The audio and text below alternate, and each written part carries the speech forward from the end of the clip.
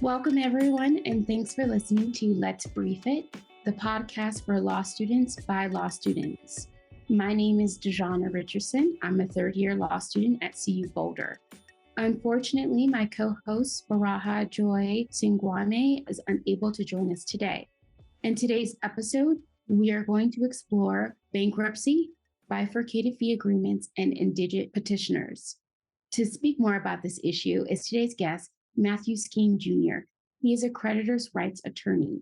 He has been a partner in Skeen Skeen PC, a boutique bankruptcy firm in Denver, Colorado. Currently, Matt is a managing attorney of the Pro Se Clinic at the United States District Court of Colorado, a program run by the Colorado Bar Association. Matt has provided representation to clients arising in the context of Chapter 7, Chapter 11, and Chapter 13 bankruptcy in his practice. When Matt is not working on all things related to bankruptcy, he enjoys spending time with his family. He is a foodie and enjoys traveling. Thank you for joining us, Matt, and welcome to the show. Thanks, DaJonna. Happy to be here. To start, can you please provide our listeners with some knowledge about bankruptcy? What is it, and what are the different chapters? Yeah, I'd be happy to do that. Bankruptcy is essentially a process that the government has created over many decades to provide debt relief for people who cannot pay their creditors back. Back in medieval times, and even more recently, we had things called debtors' prisons, where if you couldn't pay your debts, you went to jail. But we soon found out that that was not really good for either the debtor or the creditor or society, and decided that there ought to be an outlet for people who just are hopelessly in debt. The bankruptcy code is divided into different chapters, and some of them are more focused on business bankruptcies, but primarily for individuals, consumer bankruptcy, which is mostly what I deal with. The primary chapters that you're looking at are Chapter 7 and Chapter 13, and they have different advantages and disadvantages, and based on kind of your particular situation, sometimes a Chapter 7 liquidation, where all non-exempt assets that you have at the time of your bankruptcy can be sold to pay creditors in exchange for a discharge of your debt. Chapter 13 involves a payment plan over 3 or 5 years, which is typically longer, more expensive, and more complicated. But if you do have non-exempt assets that you don't want to lose in the bankruptcy, sometimes Chapter 13 can be preferable. Sometimes people are not eligible for Chapter 7 because they make too much money, and sometimes people have already gotten a Chapter 7 discharge in the recent past and therefore could not get another discharge in Chapter 7. Some debts are not dischargeable in Chapter 7, and you have to do a 13 to discharge them. Well, thank you for sharing that with us. What kinds of people usually file for bankruptcy? Are there wealthy people, people who are struggling financially, middle-class people? Can you tell us who usually files for bankruptcy? Well, I don't know that there's a general, class of common debtor. I mean, the thing that people who file bankruptcy have in common, or should have in common, is that they have debt.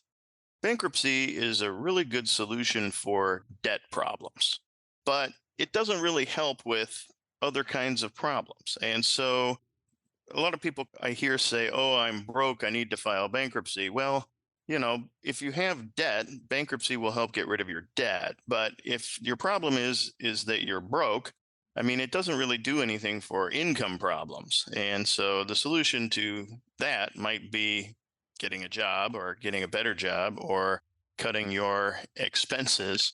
But the common factor is debt. And, people who have a whole ton of debt generally benefit better from a bankruptcy than people who have less debt. But it's all kind of relative as far as what people might envision being able to pay off in their life. So debt is the common factor, I would say. That makes sense. So people who, for example, would have large amounts of medical debt or credit card debt or personal loans, and for some unforeseen reason, they lose their job and maybe have problems making car payments. Those are the kind of people that would probably benefit most from filing for bankruptcy. Is that correct? Sure. All the debt that you mentioned is the kind of debt that's dischargeable. One that you did not mention is business debt. And so a lot of times people who have a failed business in which they have guaranteed, say, a commercial lease or something like that personally, a lot of times those are also people who benefit immensely from bankruptcy. But yeah, if you have medical debt is dischargeable, credit card debt is dischargeable. Some taxes are dischargeable if they're older than 3 years. Personal loans, those nasty payday loans that have horrible interest rates, a lot of that's dischargeable. Even judgments against you, depending on what the judgment was for, if it didn't have something to do with fraud or willful and malicious injury, if it was just a breach of contract type of thing, or even a negligent tort judgment, those can also be discharged in bankruptcy. Wow, thank you for sharing that. Where does someone who wants to file for bankruptcy, where should they begin their process? They should begin their process by talking to someone who knows what they're doing. Bankruptcy, like I said, is a really good solution for debt problems, but there are certain risks involved with bankruptcy, especially if you own any kind of property. Particularly, real estate is one that can be very tricky. That's usually if people have assets, your house is usually your most valuable asset. And it's also where you live, and you don't want to lose it. And so you have to be real careful that, if you're filing bankruptcy and you own a house, that there's not going to be issues that arise once you file. A lot of people are under the impression that if you file bankruptcy, you lose all your stuff. And that's a false impression because of something called exemption laws. So every state has determined that there's a certain amount of property that a person needs to live with dignity, like clothes and a way to get around and furniture. And each state has a different list of stuff that you're allowed to keep up to a certain value. And so in Colorado, you have a $2,000 clothing exemption. Most people's clothes are not worth $2,000 at a garage sale. So you can keep your clothes. Now, if you had a closet full of fur coats worth $10,000, that would be above the exemption limit. And the trustee who is appointed to administer your case might ask you to turn over those coats so that he could auction them off and use the money to pay your creditors. Well, thank you for sharing that. So, we're going to move over to our next talking point. What are some things our listeners should watch out for? For example, I know that courts in the U.S. Trustee's office has discussed bifurcated fee agreements and how indigent petitioners can often find themselves in such situations. I guess from a practitioner's standpoint, it's very important to be well informed of how a bankruptcy practice is regulated by the bankruptcy code and by the local rules of the jurisdiction in which you practice. One of the things that's kind of different about bankruptcy, and from a practitioner's and a debtor's perspective can be problematic, is that there's no real way to do a, get your services now, pay later type of arrangement. Sure. Some attorneys get paid by contingency, right? Sometimes you can, put down a retainer with an attorney and say, look, when this runs out, just start billing me.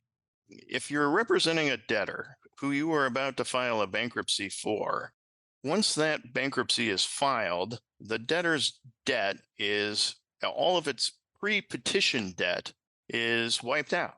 And that includes any money that it owes to the attorney.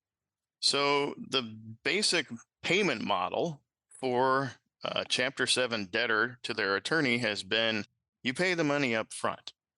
Now, in Colorado, which is where I practice and where I know the most about, Chapter 7 bankruptcy usually costs between $1,500 and $2,000. Then on top of that, there's a $338 filing fee that you pay with the court.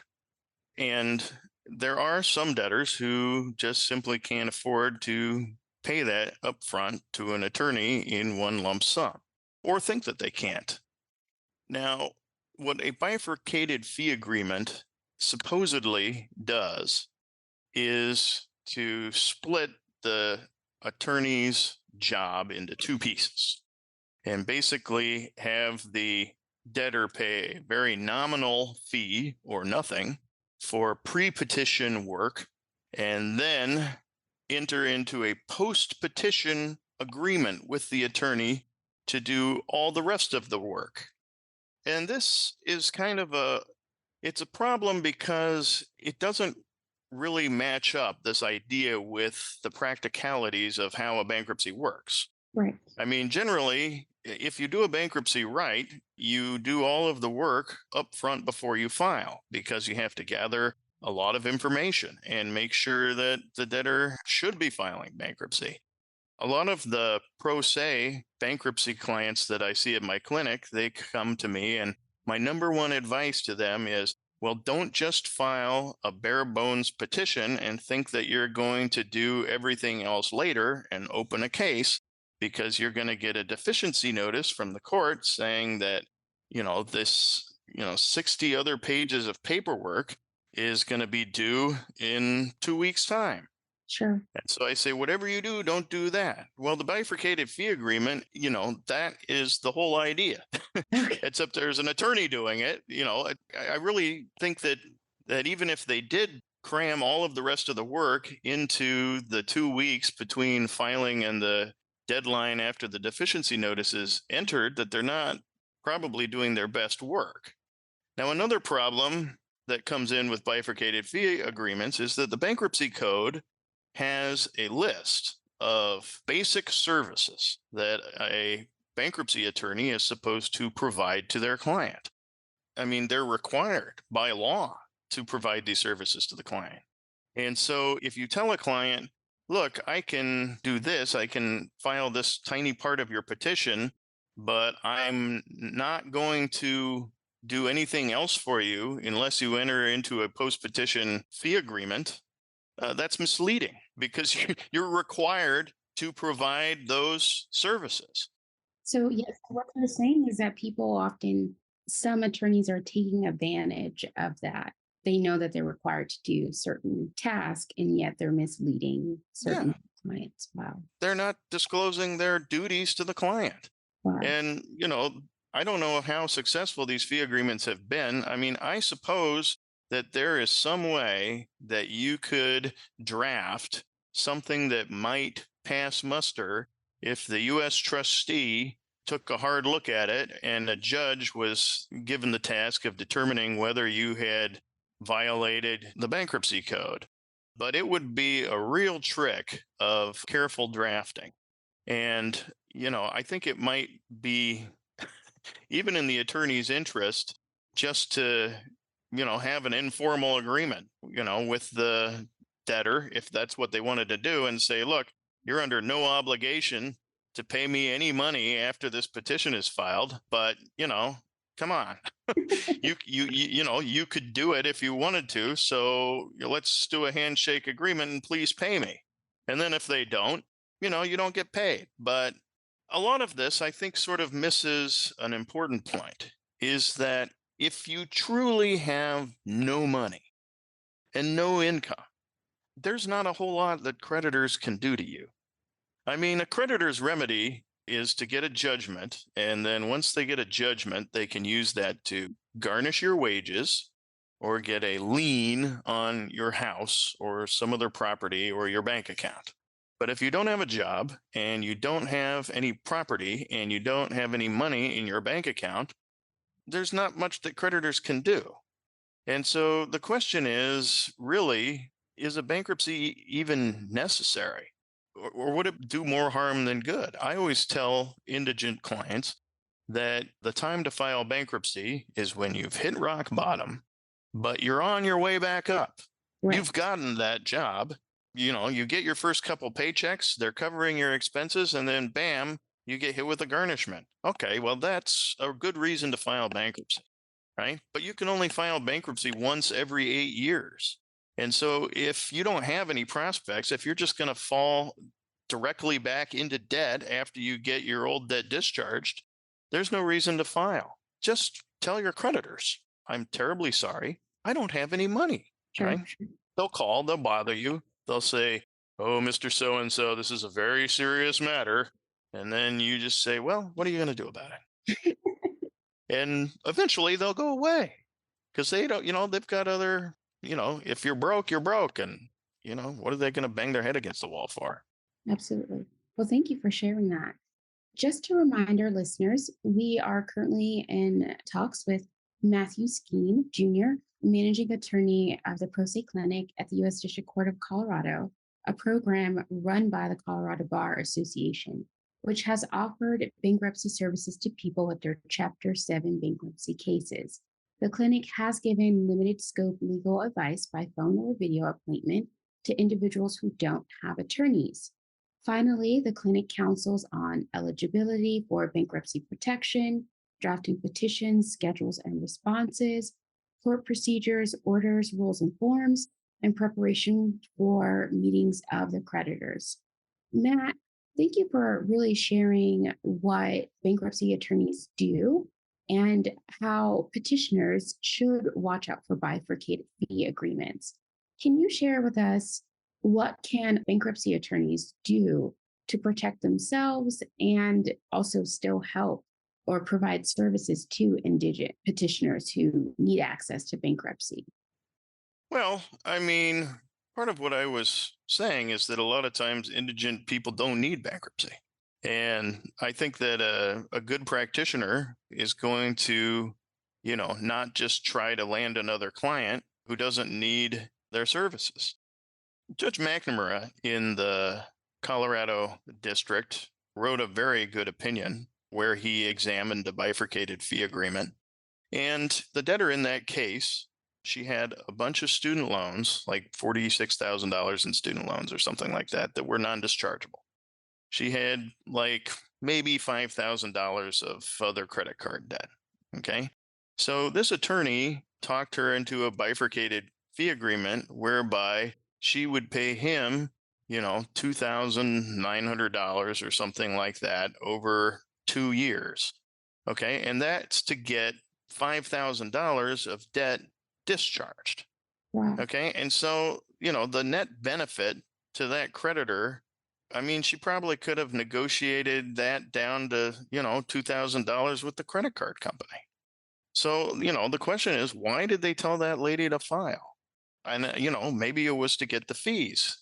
So, I think as a bankruptcy practitioner, you have to be ethical. Absolutely. And you have to do what's in the best interests of your client. And a lot of times for indigent people, bankruptcy is not in their best interests. A lot of times people call and they've got a lot of other problems. People call the clinic and, they're homeless. And I tell those people, look, you don't need to worry about debt right now, because you don't have anything that anyone can take from you. What you need to do is access other services like mental health and housing and food stamps, okay, and go to the county and get help. And you don't have to worry about your credit card company right now. They'll do just fine. Okay. Sure. You need to worry about getting a roof over your head where you can nourish yourself. Okay. So a lot of people, they've got bigger problems. And I think that that's what bankruptcy lawyers can do. As opposed to trying to figure out some sneaky way to get past the code so that they can, bill these people for 2 years. I just don't, do it for free, and start representing people who, a lot of times people think they can't pay your bill and you say, look, how much are you paying your credit card companies? Right? Oh, it's terrible. $600 a month. Right? Okay, well, stop paying them. Okay. And start paying me $600 a month instead of your creditors. Right. Mhm. And, 3 months later, we're ready to file. Right. Well, thank you for sharing that. Can you tell us maybe how the Colorado Bar Association came up with the idea for a program to help Colorado residents filing for bankruptcy? And approximately how many people has a clinic helped to date? So, the Pro Se Bankruptcy Clinic is the bankruptcy component of the larger federal Pro Se Clinic. The federal Pro Se Clinic was invented first, and it was thought up by the district court because they had a lot of people without attorneys trying to navigate and litigate federal court unsuccessfully. And, cluttering the docket and pestering the clerks with questions that they were unable to answer because they were not lawyers. And, immediately getting motions to dismiss that they didn't know how to respond to. And so the district court thought it would be good if there was a place where those people could get their questions answered. That was something less than full pro bono representation. And so they came up with this idea of a limited scope clinic where people could come and get counsel and advice on their case. And this clinic would be funded out of a fee paid by all federal practitioners every 2 years of about $50. Well, the bankruptcy bar is often kind of the forgotten stepchild of the federal bar, right? Everyone forgets that bankruptcy lawyers are practice in federal court because we have our own special bankruptcy courts, but they're federal courts. And so the bankruptcy lawyers were paying this fee as well. But, the bankruptcy court, it wasn't really helping bankrupt people, unless they had some appeal in federal district court. And so the bankruptcy judges said, well, hey, don't forget about us. And so they created a bankruptcy component. They started that 3 years ago. And, when it started, I don't think that they really knew what it was going to be, but they hired me. And, it's different from what the people do in federal court. I mean, federal court is litigating lawsuits, and bankruptcy court the bankruptcy clinic has really been able to kind of fill this niche for people who need to talk to someone about bankruptcy, but they don't think they have enough money for an attorney. And they don't trust what they read on the internet, and they don't want to go to pay a petition preparer. There's just no real reliable source for legal advice that people can access without paying. And so this fills that niche as a place where you can go with questions about bankruptcy and get some information that you can rely on. Absolutely. If another bar association or court across the country wanted to set up a similar program in their jurisdiction, what advice would you give them? Well, I think it would be fairly straightforward to replicate. You'd have to figure out where the funding was from. One advice that I might give to the local bar association is that you really need to have good communication with the members of your bar. When the bankruptcy clinic in Colorado was started, there was a lot of kind of concern among the other debtors attorneys in the bar association saying, well, why are we creating this clinic that could where people can just get free advice instead of coming to us? Isn't the bar association, isn't the idea of a nonprofit professional association? Aren't we the constituents of that? And, I think that just having that discussion is important to say, look, most of these people don't even need to file bankruptcy, and that's what they need to hear, right? Sure. And if you want to take an hour out of your day to tell them that they don't need to file bankruptcy with you and pay your fee, you can do that. But maybe it would be nice if they had another place to go to get that information, And a lot of times when I talk to people with serious, complicated bankruptcy issues, my advice is you need to talk to an attorney. You need to hire a full service attorney if you're going to do that. Because otherwise, things may not turn out well. A simple, straightforward bankruptcy can be done by a non-lawyer. But if it gets messy, and if a trustee files an adversary proceeding and suddenly there's a complaint that you have to answer and it goes into discovery, and that is not something that an individual without legal training is going to be prepared to deal with. So, I help a lot of people, but I don't feel like I am, stealing clients from debtors attorneys by any means. Our listeners would love to hear, in your own words, the path that your career has taken, how you ended up in bankruptcy, and what advice might you give law students interested in bankruptcy law? Well, my path was very atypical. I was born into it. My father was a bankruptcy litigator. My mother was a Chapter 7 trustee. Both me and my brother ended up working for the family practice. So, it took me, I had to graduate from law school before I really understood dinner table conversations. I realized that that's not the typical path.